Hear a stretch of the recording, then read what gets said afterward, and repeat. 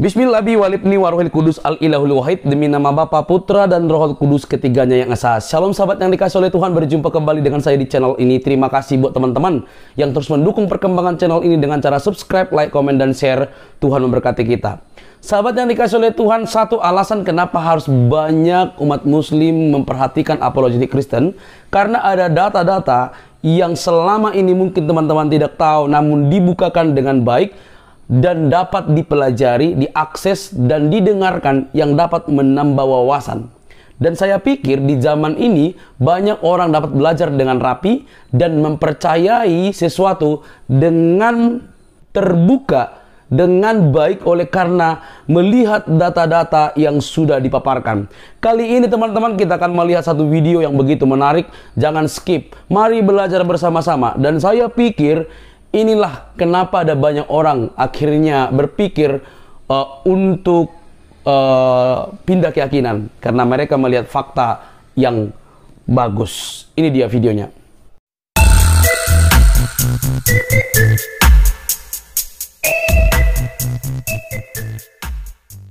Terima kasih karena pada malam hari ini saya diberi kesempatan untuk bersaksi pengalaman saya ya, pengalaman pribadi bagaimana cara Tuhan melawat saya secara pribadi.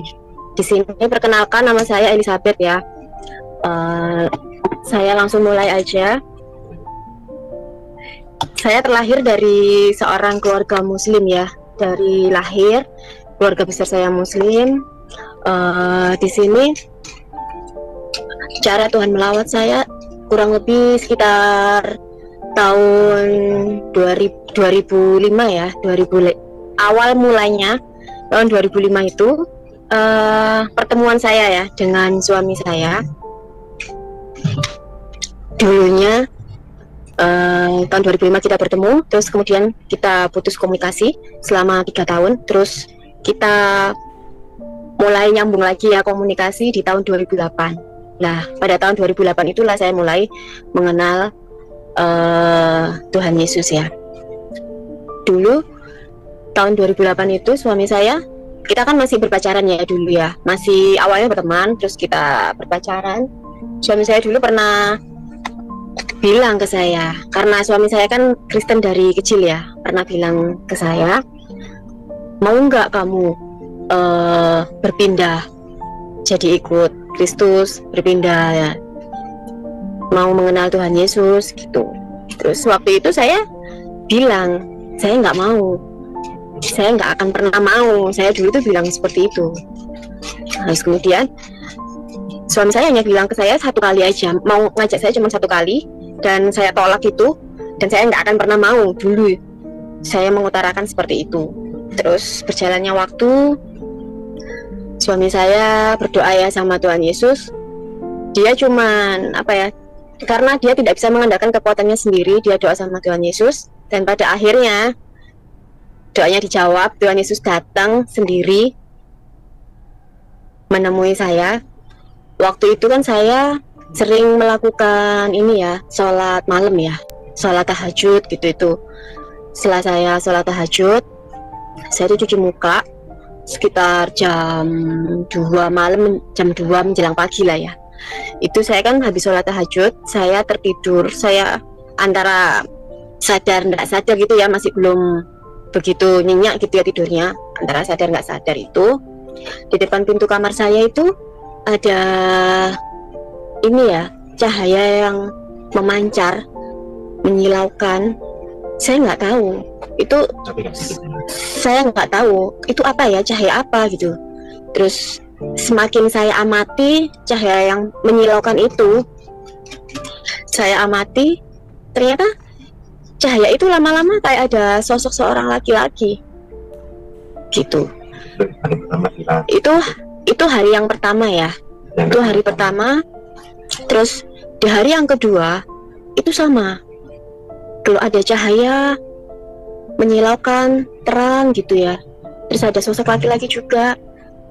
Lah sosok laki-laki itu, dia tuh nggak ngomong apa-apa, dia hanya senyum, dan senyumnya itu kayak senyum suatu ajakan, nggak ngomong apa-apa. Saya waktu itu nggak tahu siapa ya sosok laki-laki itu, saya nggak ngerti, saya nggak ngeh gitu. Terus Kemudian di hari yang ketiga itu saya dikasih lihat yang namanya Taman Eden. Taman ya, tamannya itu bagus banget. Terus nggak seperti taman-taman pada umumnya di sini. Pokoknya tamannya itu bagus banget. Terus di situ ada kayak sungai-sungai kecil yang mengalir, anginnya sepoi-sepoi. Tapi di situ saya hanya bisa berdiri di depan jembatan, di depan gerbang taman itu. Saya nggak bisa masuk. Terus saya hanya bisa melihat taman itu dari depan. Tamannya itu transparan gitu loh. Saya bisa melihat yang ada di dalam taman itu. Dan di dalam taman itu saya melihat ada dua sosok laki-laki dan perempuan. Di situ banyak sekali buah-buahan yang pohonnya itu nggak terlalu tinggi dan nggak terlalu rendah. Dia bisa diraih ya, pohon itu bisa diraih dengan tangan tanpa kita bersusah payah untuk mengambilnya. Nah, saya bingung, itu hari yang ketiga ya. Terus kemudian keesokan harinya, sorenya ya, itu saya main ke rumah suami saya.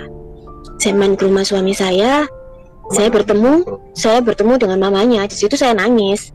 Ketika saya datang ke rumah suami saya itu, saya tuh nangis ya. Saya ketemu sama mamanya, dan mamanya tuh kaget, dikirain saya kenapa-kenapa, kok datang-datang nangis gitu. Terus di situ saya bercerita, saya ceritakan semua tentang hari pertama saya ada sinar putih yang menyilaukan ya, hari kedua, dan sampai akhirnya di hari yang ketiga itu saya dikasih lihat Taman Eden itu ya. Itu saya cerita sama mamanya. Kemudian mama suami saya bilang, itu yang kamu ceritakan itu tuh suatu panggilan, dan sosok laki-laki itu Tuhan Yesus. Terus tuh saya tuh lihat di tanggalan ya, di kalender rumah suami saya itu ada gambar Tuhan Yesus ya. Ya itu sosok yang saya lihat ketika saya di tengah malam yang saya mau tertidur tuh, ya itu sosok yang saya lihat. Oh ternyata sosok itu tuh ternyata Tuhan Yesus ya, Ma. Saya bilang gitu. Iya. Tuh. Terus saya bercerita, saya ceritakan semuanya. Terus mama suami saya itu menjelaskan, itu namanya itu suatu panggilan. Itu kamu sudah dipanggil sama Tuhan Yesus. Kamu harus menerima Tuhan Yesus gitu. Itu ketika mama suami saya itu berkata seperti itu, suami saya nggak ada di tempat kan, dia diusir ya sama mamanya, disuruh pergi. Jadi kita ngomong cuman sama orang tuanya aja, sama mamanya aja. Saya dijelaskan tentang itu semua gitu loh, karena kan memang saya awam ya, saya nggak ngerti apa-apa, saya nggak tahu sosok Yesus itu seperti apa, saya nggak ngerti.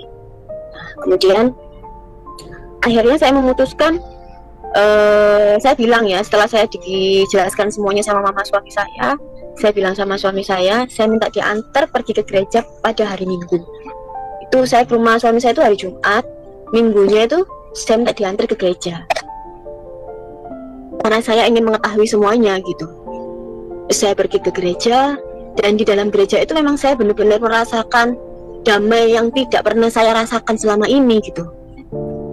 Benar-benar damai, benar-benar rasanya itu kayak tentram, sukacita gitu.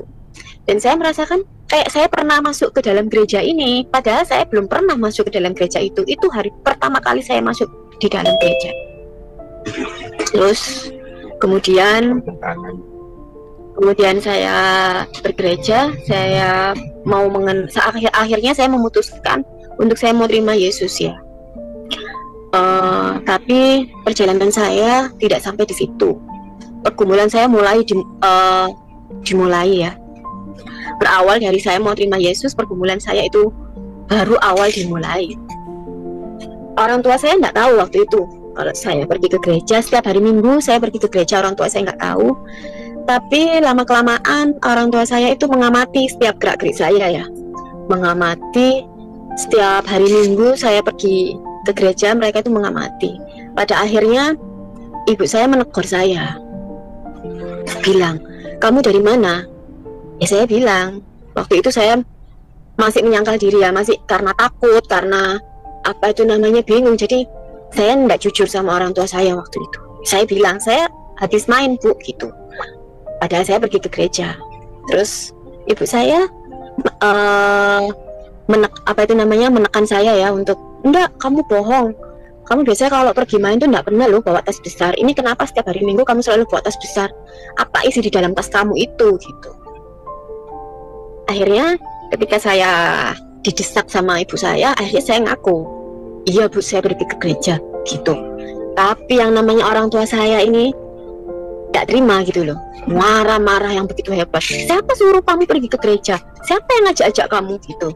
Pada akhirnya yang jadi sasarannya kan suami saya ya, karena kan suami saya kan sering main ke rumah saya, jadi yang jadi sasarannya itu suami saya. Dikiranya suami saya yang ngajak saya, padahal saya pergi ke gereja atas kemauan saya sendiri.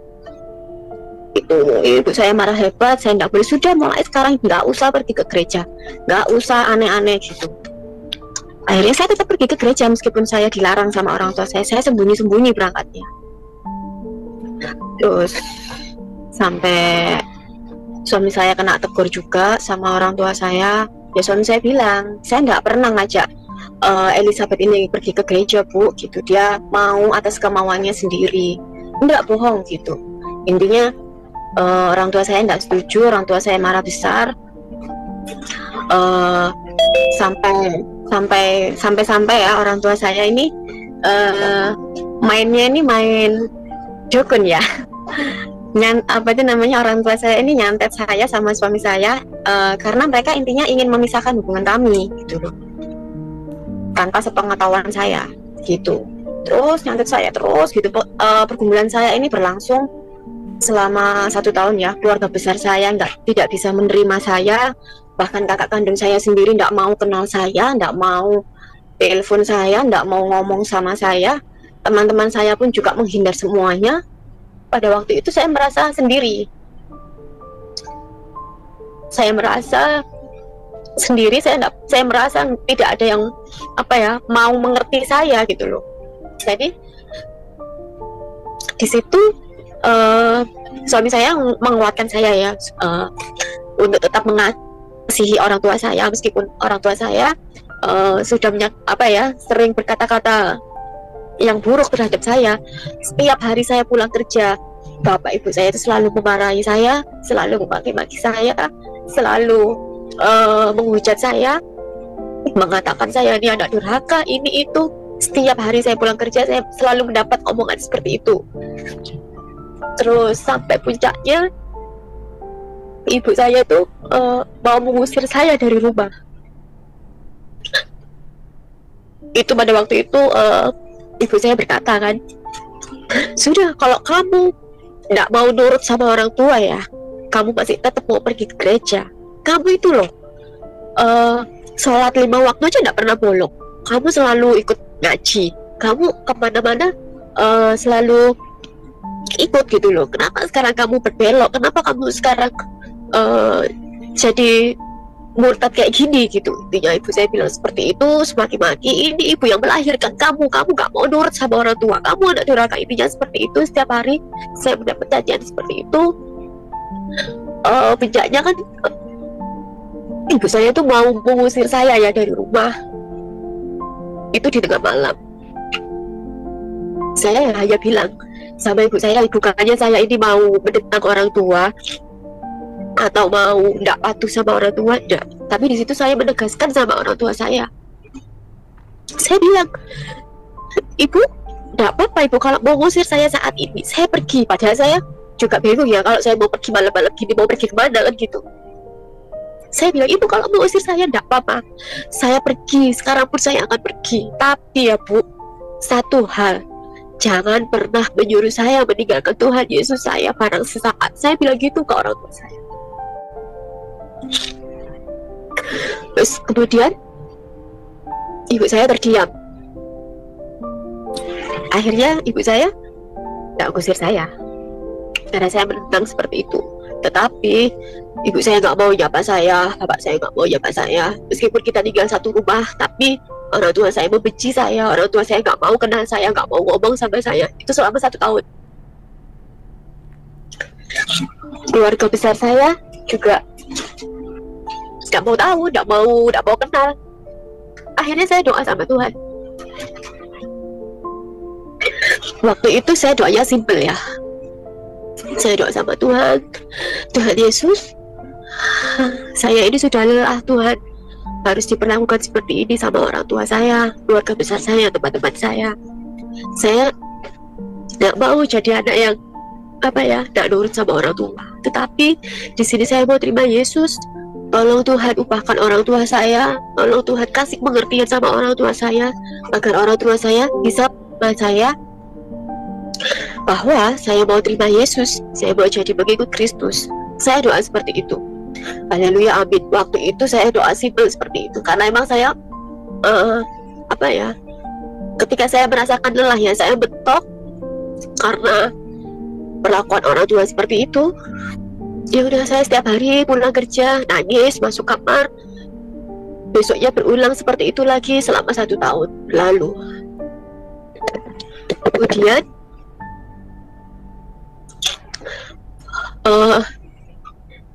saya tetap mengikut Tuhan Yesus, saya tetap bergereja meskipun kondisinya di rumah itu sangat gak enak ya. Saya tetap bergereja. Pada akhirnya puji Tuhan, setelah 1 tahun berlalu, ibu saya itu bilang, mau ngomong sama saya. Dia bilang, ibu mau menerima kamu, ibu bisa terima kamu kalau kamu berpindah, asalkan bapak kamu bisa menerima kamu terlebih dahulu. Karena bapak kamu itu orangnya kaku, orangnya keras. Karena bapak kan dulunya kan seorang ini ya, angkatan laut ya, jadi kan orangnya keras. Terus ya saya bilang sama ibu, bukannya ini ya saya menantang ya, oke bu, saya bakal bilang sama bapak, saya bakal meyakinkan bapak kalau bapak bisa menerima saya jadi seorang Kristen ya. Akhirnya, mana bisa, bapak kamu itu kaku, bapak kamu itu keras, nggak mungkin bisa, nggak mungkin mau terima kamu, bilang gitu.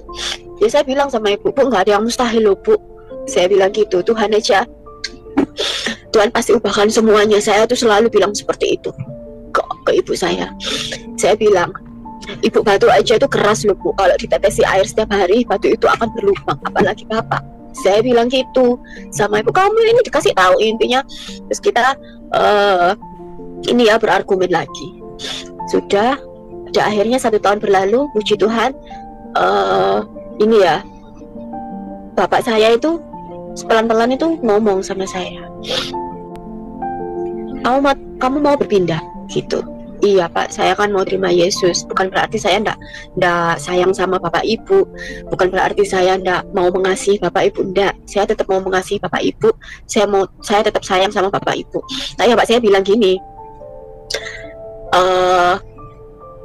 saya, bapak ibu, kalau kamu teruskan kamu nikah sama suami kamu, bapak ibu nggak bakal mau datang di gereja, nggak bakal mau masuk ke gereja, nggak bakal mau menginjakkan kaki ke dalam gereja, dan nggak bakal mengizinkan saya dan nggak memberkati pernikahan saya. Bilangnya seperti itu.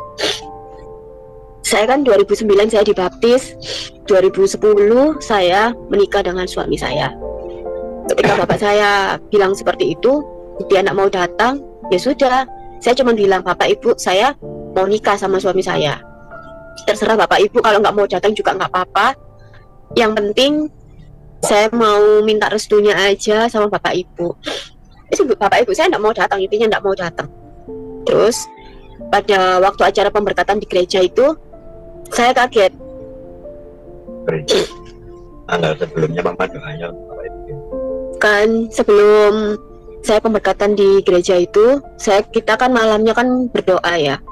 Kita doa, kita mau apa ya, Tuhan Yesus mohon ubahkan hati orang tua saya biar mau datang, biar mau melihat, menyaksikan pernikahan putrinya ya.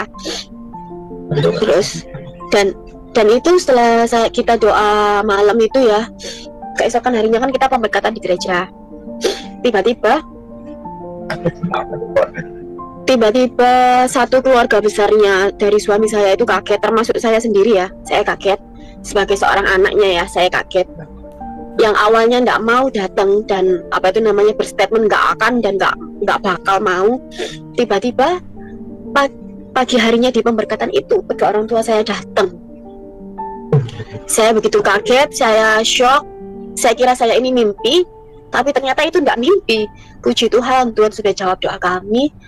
Orang tua saya datang, bapak ibu saya datang, bapak dan ibu saya memberkati pernikahan kami juga. Puji Tuhan, dari situ baru pikiran bapak saya itu terbuka, pikiran ibu saya itu terbuka, dan bapak saya tuh berstatement seperti ini ketika mau menerima kami ya, setelah menikah kok orang Kristen itu tidak bisa disantet, bilang seperti itu ke saya, ke suami saya itu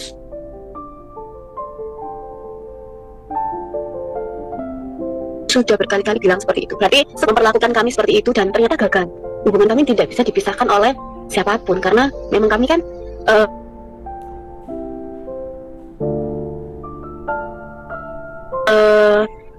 kami sih, dan kami diberkati di gereja dalam nama Tuhan Yesus juga, dan tidak akan ada yang bisa memisahkan kami selain maut ya, selain maut memisahkan. Jadi dari situ orang tua saya nyerah, dia bilang ya seperti itu tadi, memang masih heran gitu loh, masih nggak percaya gitu loh. Memang kok seringkali berucap seperti itu, memang orang Kristen itu nggak bisa disantet, nggak bisa diapa-apain. Ya di situ kan saya jadinya kan bertanya, emangnya dulu bapak melakukan apa sama kita? Saya itu dari situ bapak saya cuman ketawa, nggak mau ngomong apa-apa. Berjalannya waktu 1 tahun berlalu, puji Tuhan orang tua saya bisa terima saya, mau menerima saya, keluarga besar saya mau menerima saya. Terus perjalanan saya nggak sampai di situ, lanjut seiring berjalannya waktu. Tahun 2014 ibu saya sakit, terkena stroke. Awalnya kan stroke ringan, terus karena sering jatuh ya, jadi agak berat gitu ya stroke-nya. Di 3 bulan terakhir sebelum ibu tidak ada, sebelum ibu dipanggil Tuhan, ibu saya minta tinggal dengan saya. Ya saya kan waktu itu bingung ya, karena kan tempat kami kan kecil, tempat kami bukan besar, kami hanya ngekos ya, tapi di situ ibu saya ingin tinggal dengan saya 3 bulan sebelum ibu dipanggil Tuhan. Ya sudah ya, saya bilang ya nggak apa-apa ibu tinggal sama saya gitu. Jadi kita bergantian jaga dengan suami saya. Di situ saya selalu bilang sama ibu saya, ketika saya mau kan setiap sore gitu ya, saya mandiin ibu saya selalu bilang sama ibu saya, ibu mau sembuh enggak? Saya tuh selalu bilang seperti itu. Terus ibu saya jawab, iya aku mau sembuh. Kalau ibu mau sembuh, berarti ibu harus percaya sama doa saya, doa suami saya, doa putra saya. Ibu saya awalnya terdiam agak lama gitu, waktu di kamar mandi itu. Terus akhirnya ibu saya, iya aku mau sembuh. Kalau ibu mau sembuh, ibu harus ibu harus percaya sama doa saya, doa suami saya sama putra saya. Iya aku mau sembuh, pokoknya aku mau sembuh, aku mau percaya. Ibu harus percaya sama Tuhan Yesus, karena yang bisa menyembuhkan cuma Tuhan Yesus, Bu. Saya bilang seperti itu. Iya aku mau sembuh, aku mau terima Yesus. Ibu saya seperti itu. Jadi setiap sore ya, malam saya pulang kerja, suami saya juga pulang kerja, kan kita gantian ya jaga ibu. Terus kita doa bareng. Terus sama putra saya juga kita doa. Saya tidak tinggal dengan saya, bapak saya di rumahnya gitu ya. Jadi yang tinggal sama ibu kan, yang tinggal sama saya kan ibu, jadi bapak di kota lain. Setiap hari saya doa, kita berdoa untuk ibu pasti sembuh, ibu harus terima Tuhan Yesus ya Bu. Iya, jadi kita kebaktian pun di rumah kita berbuat, ibu saya juga ikut gitu. Padahal yang dulunya ibu saya yang bilang tidak mau menerima saya ikut Tuhan Yesus, akhirnya ibu saya perlahan-lahan ibu saya itu mau menerima, mau membuka hatinya. Jadi mau membuka hati yang paling kecil ya, mau membuka, mau belajar, mau terima Yesus gitu. Karena memang ibu saya dulunya itu pas waktu sekolah itu kan sebenarnya itu ibu saya itu pengen masuk ke Kristen dulunya. Ternyata saya kan diceritain juga sama ibu saya, tapi sama kakek nenek saya itu nggak boleh. Jadi ibu saya nurut, jadi nggak belok kayak saya gini, nggak murtad kayak gini gitu loh. Jadi di sini yang saya berani ngambil keputusan seperti itu, saya berani murtad, saya berani belok, bukan karena apa-apa, bukan saya menentang orang tua juga gitu loh, karena saya emang mau ikut Tuhan Yesus, saya mau mengenal pribadi Yesus lebih dalam lagi. Nah itu sampai akhirnya kondisi ibu saya itu semakin parah ya, semakin ngedrop, semakin apa ya, sudah halusinasi yang enggak gitu. Tapi tetap kita tetap tekankan ibu terima Yesus ya. Terus pada akhirnya ibu saya setelah tinggal sama saya kurang lebih 3 bulanan ya, terus ibu saya tuh pengen pulang ke rumahnya. Ya sudah, kita antar pulang ke rumahnya karena kan katanya kangen sama kondisi rumah gitu. Kita pulang, kita antar ibu pulang ke rumahnya. Nggak lama ibu pulang, itu saya ditelepon kan, saya setelah antar pulang saya kembali lagi ke tempat tinggal kami. Terus nggak lama saya ditelepon sama bapak bahwa kondisi ibu itu sudah kritis. Saya balik lagi ke kota di mana ibu tinggal itu karena ibu sudah, terus akhirnya ibu nggak mau dibawa ke rumah sakit, ibu menunggu saya. Akhirnya ketika saya datang langsung saya bawa ke rumah sakit, itu menjelang jam 3 pagi ya, itu menjelang pagi kita bawa ke rumah sakit. Dan di situ ibu cuman 1 minggu aja ya di rumah sakit itu. Terus waktu di rumah sakit ibu opnam, kondisinya itu semakin ngedrop. Kita semakin gencar-gencarnya, ayo ibu harus terima Yesus ya bu, kita doa buat ibu, kita bertiga doa buat ibu. Akhirnya di puncaknya ibu saya koma, di kondisi koma pun kita tetap, ibu terima Yesus ya, ibu mau terima Yesus ya. Ibu hanya bisa menjawab dengan tangisan ya, menangis, meneteskan air mata. Saya tanya sama suami saya, Pak, ibu ini sudah mau terima Yesus ya? Terus kata suami saya, sudah. Suami saya kan bilang sama saya 3 hari sebelum ibu saya dipanggil Tuhan ya, suami saya bilang, ibu nggak lama loh mas, bentar lagi ibu mau dipanggil Tuhan. Saya kaget, oh papa ini jangan bilang seperti itu dong, bentar, saya maksudnya tuh masih belum siap gitu loh, kamu itu gimana sih, kita harus persiapkan diri gitu. Terus pada akhirnya pas waktu hari hanya itu ibu saya ngedrop, ibu saya koma. Ternyata dokter kan bilang ya ke kita, ibu saya ini sebenarnya ini sudah apa ya, sudah anfal, karena ini bisa bertahan karena alat-alat yang terpasang di tubuh ibu saya. Karena ibu saya ini kasihan bu, ini maksudnya kondisinya sudah lemah, ini ibunya ini sebenarnya sudah tidak ada, bilang seperti itu. Saya langsung kaget, saya ingat omongan suami saya, oh iya ya gitu. Terus kita sebelum memutuskan untuk ini ya, alat-alatnya ibu dilepas, kita doa sama Tuhan Yesus, kita doa, kita puji-pujian di situ. Saya nggak peduli mau di sebelah saya itu orang apa itu namanya, ada suster ya, ada apa itu namanya orang muslim juga, saya nggak peduli, pokoknya di situ saya doa, kita pujian. Terus ternyata saya bilang sama suami saya, ibu beneran ya, maksudnya itu sudah diterima Tuhan Yesus enggak ya Pak, saya bilang gitu. Terus kita ini kita minta tanda sama Tuhan Yesus ya, kita minta pertanda. Setelah ibu saya dinyatakan meninggal itu ya, kan kita sudah doa ibu saya dinyatakan meninggal. Terus kita minta pertanda ya, kita minta tanda. Saya kan tanya sama suami saya, ibu apa sudah di surga apa belum ya, saya gitu. Misalnya ternyata doa kita dijawab sama Tuhan Yesus, kita dikasih tanda ya, kita dikasih pertanda, ada burung merpati ya di rumah sakit gitu loh. Tepat jam setengah 2 malam tuh burung merpati itu tepat di atas kamar ibu saya gitu. Nah dari situ, oh puji Tuhan, ternyata kita melihat ada burung merpati itu gitu.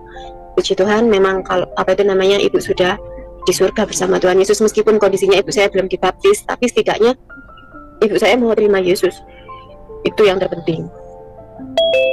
Itu kesaksian saya. Terus seiring berjalannya waktu juga, Tuhan tahun berapa ya, 2022 tahun kemarin, Tuhan izinkan saya, waktu itu saya sakit, saya terdiagnosa kanker payudara. Nah di situ saya benar-benar ngedrop, saya benar-benar, Tuhan, saya ini saya belum siap untuk menerima sakit yang seperti ini gitu.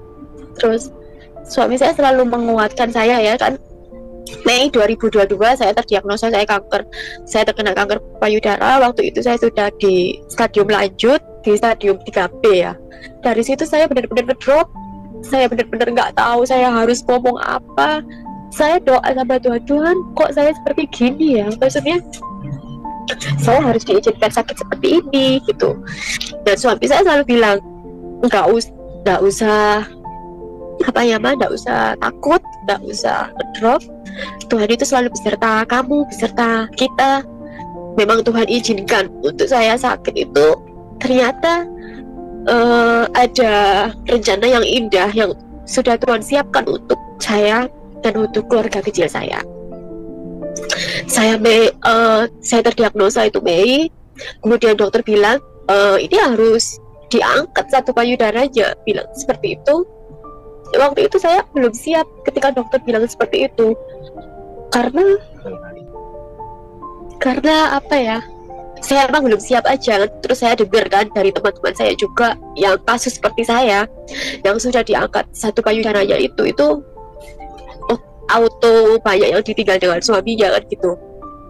Tapi di sini suami saya selalu menekankan, aku nggak bakal ninggalin kamu Mbak dalam kondisi apapun, aku selalu support begitu. Kita diizinkan Tuhan mempunyai keadaan yang seperti ini karena Tuhan punya rencana yang indah buat kita. Nah waktu itu saya nggak ngerti rencana Tuhan itu apa gitu. Sebelum saya operasi itu, saya kan harus mengalami yang namanya kemoterapi dulu. Saya alami kemoterapi itu dulu, saya jalani 3 kali saya kemoterapi.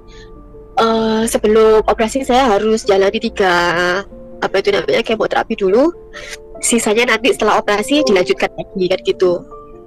Terus saya alami kemoterapi, di situ banyak teman-teman saya di sekitar sama ya yang yang terkena seperti saya ini.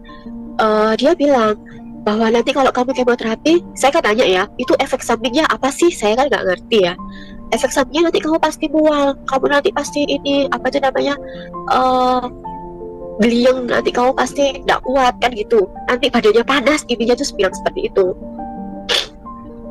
Ketika saya jalani, saya doa, suami saya juga doa, anak saya juga kasih support, doa, kita doa. Puji Tuhan, ketika kemo pertama saya nggak merasakan mual, saya tidak buta karena emang saya doa Tuhan tolong saya, Tuhan kasih kekuatan kepada saya. Saya tidak buta, saya tidak mual. Kemoterapi itu berjalan dengan lancar. Kemoterapi pertama saya jalani, terus langsung efek sampingnya rambut saya langsung habis ketika brodol ya. Saya kaget ketika bangun di pagi hari, tiba-tiba rambut saya sudah ini ya terlepas. Nggak cuma 1 helai atau 2 helai, langsung ini ya signifikan gitu loh, langsung semua. Rasanya itu seperti dijambak sama orang satu kampung gitu, pusingnya luar biasa. Itu kemoterapi pertama saya jalani. Kemoterapi kedua saya alami, dan ketiga sampai yang terakhir kemoterapi saya yang ke-8 itu puji Tuhan saya nggak ada masalah apapun gitu. Dan sekarang puji Tuhan, Tuhan sudah sembuhkan saya, Tuhan sudah membebaskan saya dari kanker payudara yang saya alami sebelumnya gitu loh. Dan ketika diteliti ya, ketika saya harus foto toraks, saya harus USG, semuanya hasilnya itu normal. Bahkan di tulang saya itu tidak ditemukan metastase pada tulang, jadi hasilnya itu negatif. Jadi tidak ditemukan metastase, tidak ditemukan penyebaran. Puji Tuhan, saya dikasih kesembuhan sama Tuhan Yesus. Di situ memang kita dipakai sama Tuhan Yesus, saya dan suami saya, untuk menjadi kayak motivator ya buat para survivor seperti saya. Itu untuk saya tuh selalu menekankan ke teman-teman saya. Dia selalu bilang, kamu tuh kayak nggak seperti orang sakit gitu loh, emangnya kamu sakit gitu. Saya bilang, itu obatnya apa sih gitu. Saya bilang gitu. Saya cuma bilang, hati yang gembira adalah obat yang manjur, tetapi semangat yang patah mengeringkan tulang. Itu yang selalu saya tekankan sama teman-teman saya, sama orang-orang yang saya temui ya. Yes, orang-orang yang mengalami sakit kanker usus, kanker ini rahim yang saya temui. Saya selalu menekankan obat itu cuma satu kok, bukan hanya, memang obat minum itu memang iya, itu menurut medis ya, tapi obat yang terutama itu adalah hati yang gembira, adalah obat yang manjur. Itu selalu saya tekankan sama mereka semuanya gitu. Jadi kesembuhan hanya ada di dalam nama Tuhan Yesus. Saya itu selalu bilang seperti itu. Tadi kita kalau misalnya kita pergi ke rumah sakit berdua gitu ya, sama suami saya selalu senantiasa menemani saya dari saya awal kemo sampai saya kemo ke-8. Dia tidak pernah ninggal saya, selalu nemenin saya, sampai suster-susternya aja heran gitu loh. Ini satu-satunya pasien yang ditunggu sama suaminya. Kalau teman-teman saya tuh kasihan, mereka harus berangkat sendiri, pulangnya kan habis kemo itu kan emang kondisinya lemes ya, dan beliau memang iya. nggak kuat kalau harus naik motor sendiri. Nah, ya sudah, itu tadi kesaksian dari saya. Puji Tuhan sampai detik ini saya sudah disembuhkan sama Tuhan Yesus. Saya tidak ada keluhan apa-apa pasca saya operasi. Sampai sekarang saya tidak ada keluhan apa-apa. Itu semua berkat campur tangan Tuhan Yesus. Tuhan Yesus yang berkarya atas kehidupan saya, atas kehidupan kami. Tuhan Yesus yang ubahkan semuanya. Ternyata rencana Tuhan yang begitu indah itu ini gitu loh. Saya mengucap terima kasih sama Tuhan Yesus. Saya juga mengucapkan terima kasih buat saudara-saudara semua yang sudah ada, yang ada di Zoom ini, yang sudah mau mendengar kesaksian dari saya. Saya mengucap terima kasih atas kesempatan dan waktunya. Dan saya cuman mau berpesan satu aja kan. Jadi diberkatilah orang yang mengandalkan Tuhan, yang menaruh harapannya pada Tuhan. Jadi saya selalu mengandalkan Tuhan di setiap aktivitas saya, kegiatan saya, apapun yang saya lakukan, apapun yang suami saya lakukan, putra saya lakukan, itu semua kami landasi atas dalam nama Tuhan Yesus. Itu aja. Terima kasih semuanya. Tuhan memberkati. Haleluya. Puji Tuhan ya. Dan sekarang sudah dikaruniai berapa anak, Mbak Elizabeth? Puji Tuhan, masih satu, Bang Bre. Haleluya ya. Puji Tuhan. Perempuan ya, apalagi? Putra saya. Putra Coba. ya. Oh, iya. Mantap. Ya, demikian teman-teman, kesaksian dari Mbak Elizabeth luar biasa ya. Di dalam kesaksiannya Mbak Elizabeth mengalami naik turun, percobaan terus silih berganti, tapi Tuhan tidak pernah meninggalkan seorang diri ya. Tuhan selalu bersama dengan Mbak Elizabeth dan diberikan kemenangan akhirnya. Meskipun ada saat-saat yang ya mungkin sebagai manusia kita patut sedih, patut terluka, tapi kita lihat begitu kuatnya Mbak Elizabeth ya.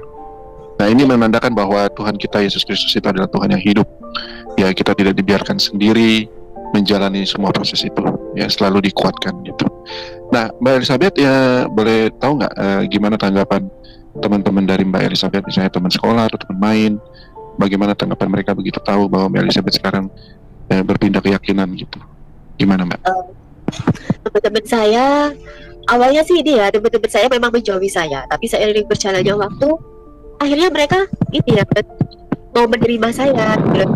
Saya selalu mengasihi teman-teman saya tidak pernah membenci mereka, saya nggak pernah dendam atau apa, enggak. Saya tetap mau mengampuni mereka. Dan akhirnya puji Tuhan, teman-teman saya baik sama saya sekarang.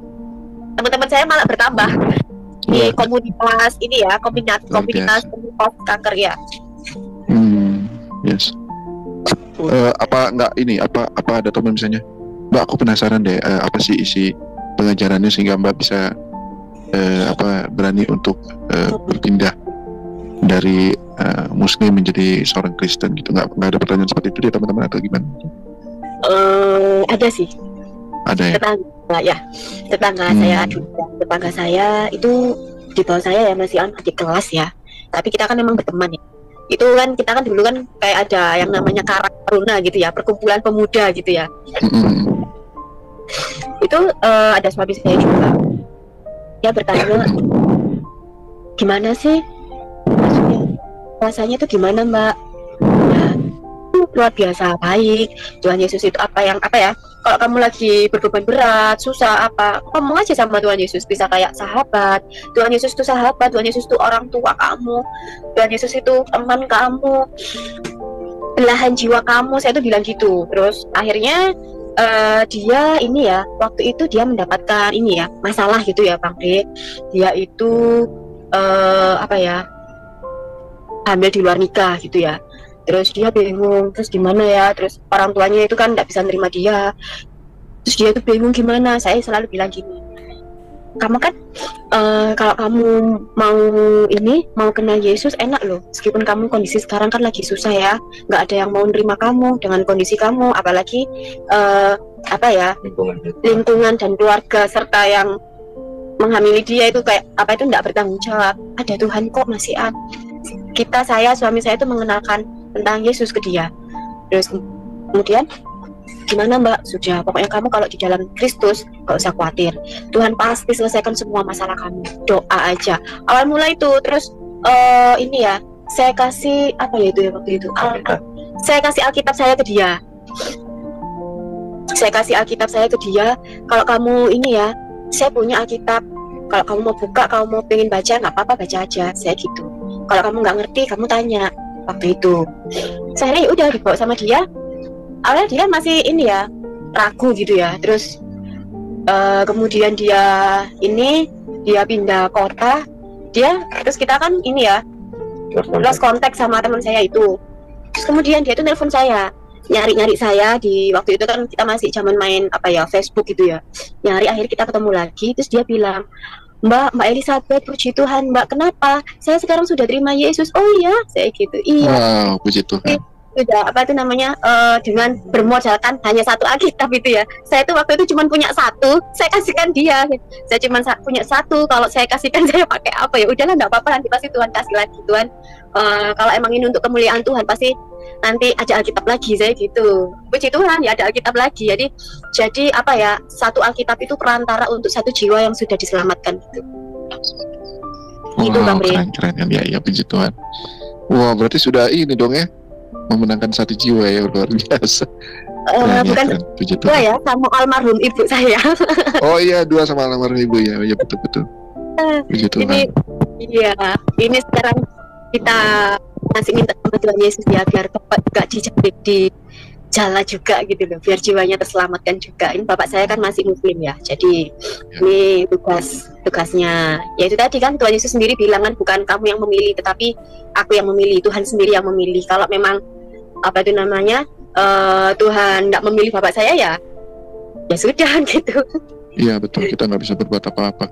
Iya, kita cuma bisa doa itu aja Bang Teh. Iya betul. Baik, teman-teman yang ada di Zoom atau yang ada di live chat, silakan bertanya, kita buka ruang tanya, atau ada masukan-masukan untuk pasangan dari Mbak Elizabeth ya. Silakan dengan mengangkat tangan, atau yang di live chat diketik aja, nanti kita bisa bantu untuk bacakannya. Silakan ya teman-teman ya. Nah, Mbak Elizabeth merasa ini nggak, merasa kehilangan masa muda, atau di mana waktu itu harusnya Mbak Elizabeth lagi seneng-senengnya atau malah merasa senang aja karena mengalami kehidupan yang luar biasa gitu, atau gimana perasaannya?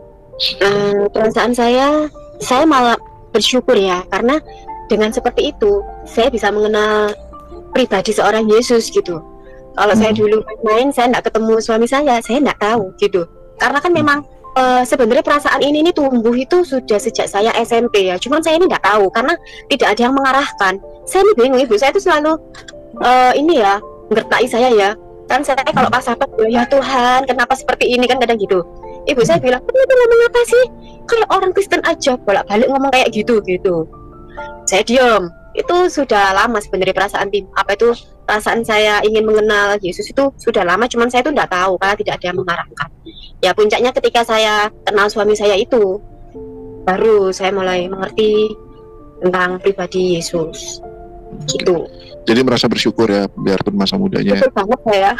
Ya, luar biasa ya, haleluya. Ya. Jadi anak sekarang udah kelas berapa Mbak Elizabeth? Putra saya ini, puji Tuhan, sekarang sudah kelas 5 SD. Oh, sekolah minggu dong berarti ya? Iya.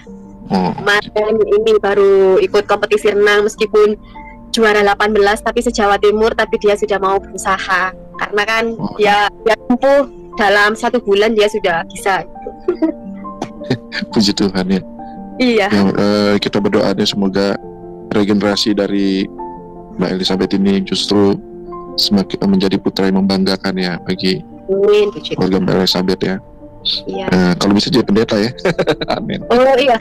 Ini cita-cita putra saya itu kan memang dia kan gini. Mulai dari sekarang dia kan ini ya, berstatement saya tuh besok kalau besar itu mah pengen jadi dokter sama jadi pendeta mah gitu. Oh gitu.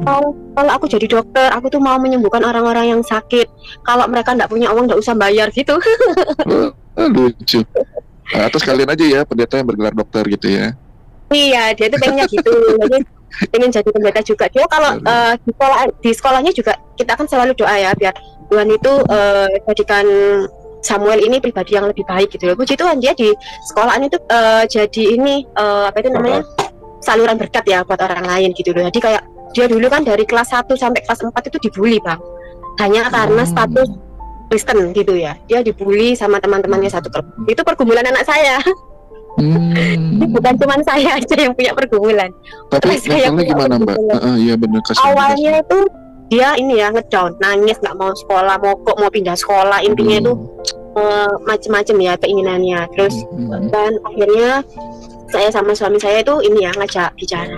Kenapa sih nak? Awalnya nggak mau cerita Bang. Terus kemudian akhirnya nggak apa-apa, cerita aja. Akhirnya dia cerita. Akhirnya suami saya ya ini nelpon guru agamanya. Pak, ini gimana putra saya ini gini loh. Iya Pak, iya Pak Seraf, ini apa itu saya dengar sendiri kok teman-teman yang bully gitu. Terus akhirnya ini sudah saya tegur. Jadi kita nggak sampai pindah. Saya selalu bilang ke putra saya, pindah sekolah itu nggak menyelesaikan masalah gitu. Iya betul. Itu malah lari dari masalah ya. Iya betul. Jadi sekarang baik-baik aja ya semuanya.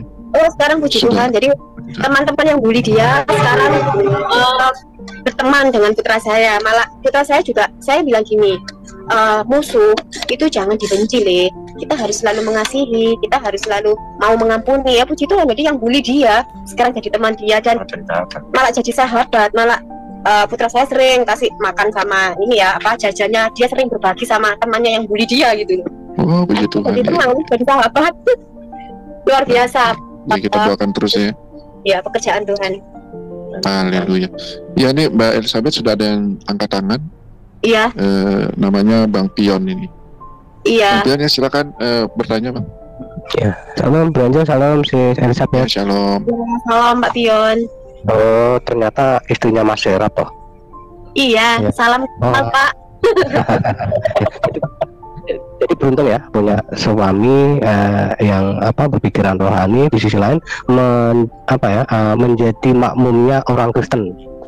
Oh, puji Tuhan. Tapi itu tapi itu perjalanan saya itu suami saya diubahkan Tuhan. Itu saya itu doa sama Tuhan Yesus itu 10 tahun loh. Suami saya baru bisa. Dulunya itu tidak seperti itu. Oh, puji Tuhan. Jadi gini Sis. Iya. Sis bisa bayangkan nggak seandainya Sis itu tidak menjadi orang Kristen tapi dipersunting sama orang yang sama-sama Muslim dengan kondisi yang sakit seperti itu. Bisa bayangkan nggak apa yang terjadi? Ditinggal saya pasti. Iya, kemungkinan ditinggal. Kalau enggak kawin kiri kanan itu ya. Kiri atau kiri? Poligami juga ya. Nggak mau saya. Ya, luar biasa ya. Berterima kasih sekali karena di dalam kekristenan hanya mengenal satu pasangan, satu istri ya, dengan satu suami. Ya. Dan ikatan pernikahan ini adalah komitmen seumur hidup, tidak akan bisa dipisahkan oleh manusia, tetapi hanya mautlah yang memisahkan itu. Itu pun masih akan berlanjut di kehidupan yang akan mendatang, di mana kita semua tetap akan menjadi satu keluarga yang kalau di dalam pengertian lama itu kan sakinah mawaddah warahmah di akhir dari langit baru bumi baru ya. Hati kekeluargaan itu akan terus berlanjut. Jadi jangan takut kalau nanti Pak Serapnya itu dikasih 72 bidadari sampai dianggurin ya, jangan takut ya, santai-santai. Di kesenan tidak ada yang seperti itu ya. Beruntung ya, beruntung luar biasa ya. Saya hanya mendoakan semoga kehidupan Sis dan keluarga tetap dalam kelanggengan dan terus dapat membawa kepujian bagi nama Tuhan dan terus menyandang gelar kekristenan yang luar biasa ini. Ya, itu aja Sis, terima kasih. Iya, terima kasih Pak Pion. Baik, terima kasih Bro Pion atas nasihatnya. Ya memang kalau orang tua gitu ya Mbak, selalu menasihati yang muda-muda ya Mbak ya. Iya. Pak Pion memang sudah orang tua Pak Pion ini. Saya juga ini tua. Iya Pak tua ya. Naluri nasihatin biasa itu. Itu Pak Bram mau tanya ya Bang. Oh iya betul. Ini ada Pak Pendeta Bram mau bertanya kepada Mbak Elizabeth. Silakan Pak Pendeta. Ya, enggak bertanya tuh. Ya kasih anu aja, semangat saja ya. Memang kadang-kadang sih ya kesaksiannya bagus ya, bagus sekali. Karena ya kalau istri saya sih tidak mengalami penyakit seperti ibu, tapi dia juga mengalami banyak hal yang hampir merenggut nyawanya. Tetapi kadang-kadang memang kita waktu mengalami itu sebagai manusia kadang tidak mengerti memang, tetapi Tuhan pasti punya maksud ya. Dengan Iya. ini kan bisa saksi ya kepada orang lain. Banyak hal lah yang akan Tuhan ungkapkan di situ menjadi berkat bagi orang banyak. Ya puji Tuhan juga ya, Bro Serap juga adalah orang yang cukup dewasa ya dalam kepemimpinannya dan dalam keluarga, sehingga itu yang memberikan support juga, walaupun tadi pergumulan panjang juga ya untuk Bro Serap. Dia tadinya nakal, memang kami satu kelas dulu. Saya iya. Saya juga sama teman-teman di saat apa itu Pak Bram keluarga besar suami saya ya kan bilang sama saya, sudah tinggalin aja Seraf, dia itu kayak gitu sifatnya, nggak bisa berubah. Di situ saya punya keyakinan sendiri ya. Saya percaya, saya yakin Tuhan pasti ubahkan. Saya bilang ke orang tuanya, ke kakak-kakaknya, enggak, saya nggak bakal ninggal karena saya percaya, saya yakin Tuhan pasti ubahkan karakter suami saya, Tuhan pasti ubahkan pribadi suami saya menjadi yang lebih baik. Tuhan bentuk, Tuhan proses apa itu pembentukannya itu tadi loh Pak Bram. 10 tahun saya menunggu. Betul. Istri saya juga kebetulan murtadin juga, cuma pas ketemu saya sudah sama-sama anak Tuhan ya. Nah, makanya imannya luar biasa. Saya lahirnya Kristen tapi saya bangga dengan istri. Memang latar belakang kalau Muslim dan itu dipanggil hatinya benar-benar cari Tuhan, itu keseriusannya beda gitu. Jadi saya melihat itu dalam diri ibu juga ya, jadi bisa juga. Jadi ini luar biasa gitu. Mungkin itu yang bisa saya bagikan sebagai support aja untuk ibu ya, dengan kondisi kesehatan yang sekarang memang harus dilalui dengan happy ya, seperti kata Bro Serap, happy iya itu tadi Pak Bram. Hatinya harus gembira. Betul. Baik teman-teman yang dikasih oleh Tuhan, bagaimana respon teman-teman terhadap video yang barusan kita dengar dari awal hingga akhir? Satu pernyataan yang harus saya katakan, kalau Anda tidak setuju, kalau Anda kepanasan, ya skip saja. Kalau Anda tidak mau belajar, ya silakan buta selama-lamanya. Kalau Anda tidak mau dengar data-datanya, ya udah silakan dengar Ustadz Anda. Tetapi yang namanya belajar untuk mencerdaskan banyak orang, maka kita harus siap membuka literatur yang bertanggung jawab. Dan apa yang disampaikan oleh para apologetik ini tidak ada istilah mau melukai, tetapi bagaimana membukakan fakta bahwa ada banyak yang mirip-mirip di dalam Quran dengan di dalam Alkitab, namun kisahnya itu berbeda. Pengutipan nama bisa saja sama, tetapi kisahnya itu bisa saja berbeda-beda. Hal ini menimbulkan pro kontra atau kesalahpahaman yang selama ini begitu runcing, yang dibenturkan satu dengan yang lain. Maka kita harus dapat mendudukkan pokok masalah itu dengan baik. Kita mau percaya keyakinan kita, ya terserah. Anda mau murtad, terserah. Anda mau mualaf, terserah. Semua ada konsekuensinya.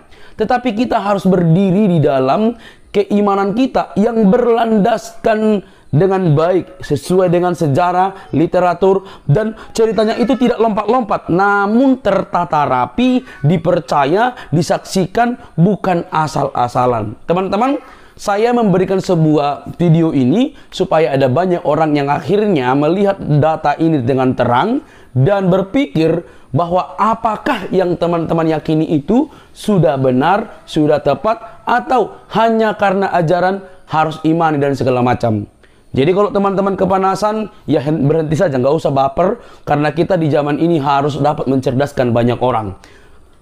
Teman-teman yang dikasih oleh Tuhan, bahwa Kristus memang selalu memberikan kami perintah untuk meluruskan orang-orang yang menyalahpahami kekristenan.